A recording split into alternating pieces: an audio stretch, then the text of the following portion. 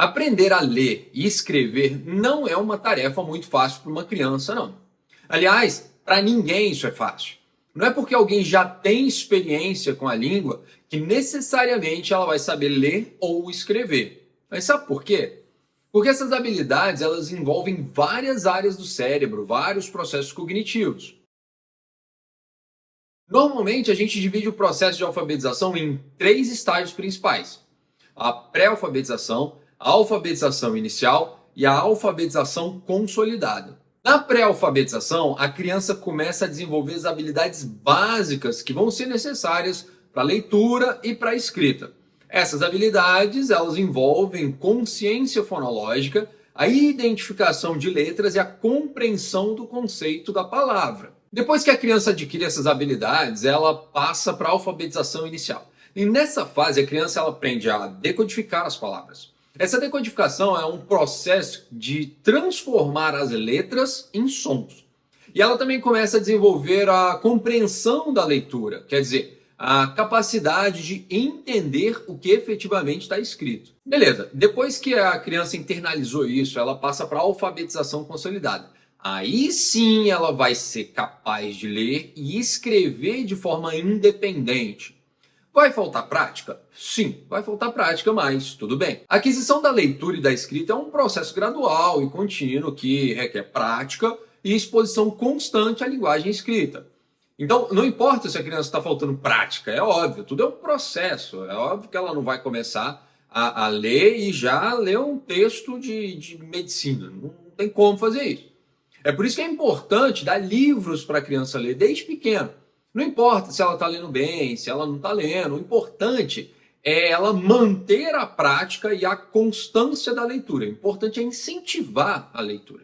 Os pais eles precisam ajudar as crianças a aprender a ler e escrever. E para isso eles podem fornecer oportunidades de interação com a linguagem escrita, como leitura em voz alta, contação de histórias, atividades de escrita. Uma coisa que eu fazia bastante com meu filho quando ele era bem menor era dedicar um horário antes da gente dormir para ele ler uma história para mim, e não o contrário. Depois eu perguntava para ele o que ele entendeu daquilo que ele estava lendo, né?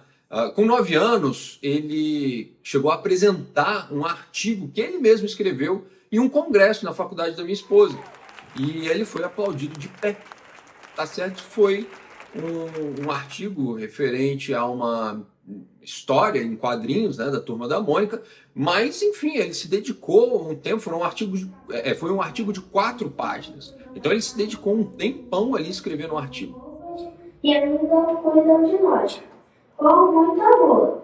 E é um montão de coisas, não é? E muitas vezes a gente não valoriza isso, mas sabemos que isso é um trabalho muito importante. É o chamado trabalho invisível, porque a gente não vê. A neurociência traz para a gente importantes insights, né, sobre os processos envolvidos na aprendizagem da leitura e da escrita, né? Vários estudos de neuroimagem mostram várias áreas do cérebro envolvidas nesse processo. Parece meio intuitivo, mas as áreas da visão e a parte motora, elas estão bastante envolvidas. É claro que a gente está falando da leitura e da escrita, né? Mas a linguagem também ela exige áreas auditiva, cognitiva. E aqui eu vou ter que fazer uma ressalva, porque eu não vou falar sobre pessoas com deficiência visual, tá? Nem auditiva. Em outro vídeo a gente pode até falar sobre isso. Mas nesse caso, a área visual ela é responsável pela identificação de letras e de palavras, né? E essa função é realizada pelo lobo occipital, que é a área do cérebro responsável pela visão. A área auditiva ela vai ser responsável pela compreensão do conceito da palavra, pela decodificação dos sons, né? E é realizada pelo lobo temporal, que é uma área do cérebro responsável pela audição. A área motora, ela, claro, né, ela é responsável pela execução dos movimentos, pela parte motora, né, que são necessárias para a escrita. E é realizada pelo córtex motor, que é uma área do cérebro responsável pelo controle dos movimentos. Já a área cognitiva, essa é responsável pelo processamento das informações, pela compreensão do que está escrito. Essa função ela vai ser realizada por várias áreas do cérebro, incluindo o córtex pré-frontal, que é responsável pelo planejamento e pela tomada de decisão. E também tem o lobo parietal, que ele está ativo em tarefas que envolvem a compreensão da linguagem, como o processamento de informações visuais, espaciais, a atenção, a memória. Essas áreas que estão envolvidas no aprendizado da leitura e da escrita, na aquisição da linguagem, elas interagem entre si de uma forma bem complexa. Por exemplo, o processamento visual ele é necessário para a identificação das letras, mas o processamento auditivo é necessário para a compreensão do conceito da palavra. E, além disso, o processamento motor ele é necessário para a execução dos movimentos da escrita, da boca também, quando tem a questão da fala. Mas o processamento cognitivo ele é extremamente importante para a compreensão do que está escrito. E tudo isso está muito interligado. Existe também um processo chamado de consciência fonológica, né, que é a capacidade da criança de identificar e manipular os sons da fala.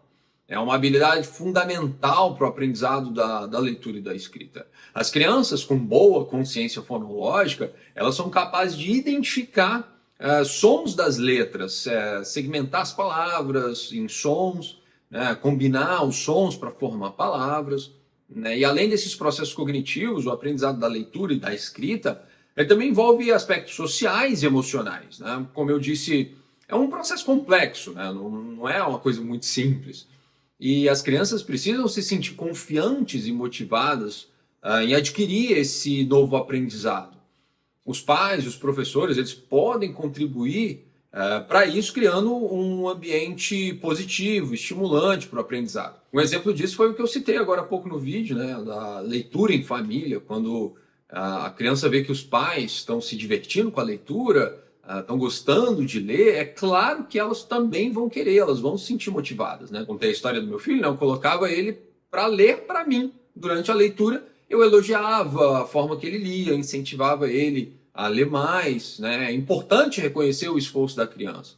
Isso serve de feedback positivo, né? O que vai alimentar o entusiasmo, a motivação da criança, né? Para ela continuar se esforçando, para ela continuar buscando a leitura. Né? Um aprendizado ele é contínuo, ele não pode parar. Eu sei que é difícil, porque eu já passei por essa etapa. É preciso a gente ter paciência, né? A criança vai errar. Ela pode até ficar com medo se você brigar, e esse medo pode servir de bloqueio para ela.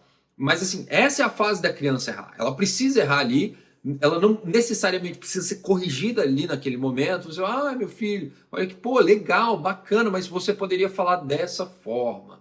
Então assim, não é cortar, não, tá errado, para tudo, não joga o livro para cima. Não é assim que funciona, né? Senão você vai acabar traumatizando a criança que nunca mais vai querer ler nada na vida, vai só atrapalhar o aprendizado. A neurociência ajuda a gente a entender como é que todo esse mecanismo funciona, né? Alguns estudos de neuroimagem mostram as áreas que são ativadas no cérebro, envolvidas ali no aprendizado da leitura e da escrita, quando as pessoas leem e quando elas escrevem. Né? Esses estudos eles também mostram que a prática e a exposição à linguagem escrita, né, a fala correta, aquilo tudo vai produzir mudanças estruturais e funcionais no cérebro também. Esses insights da neurociência eles podem ser usados para melhorar o sistema de educação, por exemplo. Né? Os professores eles podem usar essas informações para desenvolver estratégias de ensino que sejam mais eficazes para ajudar as crianças a aprender a ler e escrever de uma maneira melhor. E os pais e os professores podem ajudar as crianças com esse novo aprendizado, né, oferecendo algumas oportunidades de interação com a linguagem escrita. Por exemplo, propiciando um momento para leitura em voz alta, como eu falei da leitura em família, elaborar atividades de escrita para a criança e acompanhar o desenvolvimento dessa atividade, não é simplesmente elaborar e largar e ir embora e deixar a criança fazer sozinha. Tá? É importante esse feedback, com paciência. Tá? Levar a criança a exposições de livros, teve a Bienal recentemente, né? Meu filho foi, né? Levar em banca de revistas, tá? Incentivar efetivamente a leitura, né? Levar numa biblioteca, por exemplo. Tem gente que nunca viu uma biblioteca na vida, né? Com a evolução da tecnologia, tem criança que não faz ideia do que seja uma biblioteca, né? Porque está fazendo tudo digitalmente. Tem bastante coisa que dá para fazer, né, para estimular a criança a aprender a ler e escrever. E você tem mais alguma ideia? Você pode compartilhar aqui com a gente? Sabia de todas essas funções do cérebro, né? Todas essas regiões que são ativadas durante a aquisição de linguagem? Se você gostou desse conteúdo, já se inscreve no canal, né? Deixa seu like aqui, compartilha com o seu amigo e até o próximo vídeo.